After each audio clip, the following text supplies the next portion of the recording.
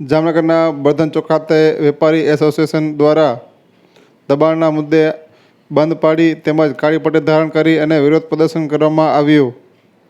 જામનગરના બર્ધન ચોક વેપારી એસોસિએશન દ્વારા છેલ્લા 2 દિવસથી દુકાનો બંધ રાખી અને રોષ વ્યક્ત કરવામાં આવી રહ્યો છે। ખાસ કરીને બર્ધન ચોક વિસ્તારમાં કરવામાં આવતા દબાણો મુદ્દે વેપારીઓમાં ભારે નારાજગી જોવા મળી રહી છે અને તંત્ર દ્વારા કોઈ કાર્યવાહી કરવામાં ન આવતા છેલ્લા 2 દિવસથી વેપારીઓ દ્વારા ધંધા રોજગાર બંધ રાખી અને વિરોધ પ્રદર્શન કરવામાં આવી રહ્યું છે।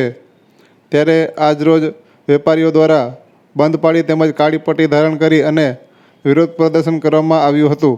ત્યારે આજરોજ સાંજે 6 વાગ્યા આસપાસ આ અંગે વેપારીઓ દ્વારા વધુ વિગતો આપવામાં આવી હતી।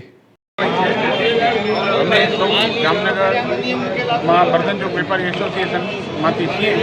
આજે અમે બીજા દિવસે સજ્જડ બંધ પાડેલ છે કે જેને અમે છેલ્લા 1 વર્ષથી જામનગરના લોકલ તંત્રને અવારનવાર રજૂઆતો કરીએ છીએ કે આ દબાણો છે, રોડ ઉપરના દબાણો છે, ટ્રાફિકની જે નડતરરૂપો જે દબાણો હોય એને દૂર કરવા માટે વેપારીઓ અને અમારા આવતા ગ્રાહકો માટે સારું વ્યવસ્થિત પાર્કિંગ હોય અને જે ભૂતકાળમાં મહિલાઓ માટેની જે યુરિનલ હતી જે દબાણકર્તાઓ દ્વારા એનો અસ્તિત્વ પણ ભૂસી નાખવામાં આવેલો છે એ હાઇજેનિક અને સરસ મજાની મૂતેણી અહીંયા મહિલાઓ માટે બનાવવામાં આવે એવી તંત્રને અમે અવારનવાર રજૂઆતો કરતા હોઈએ છીએ।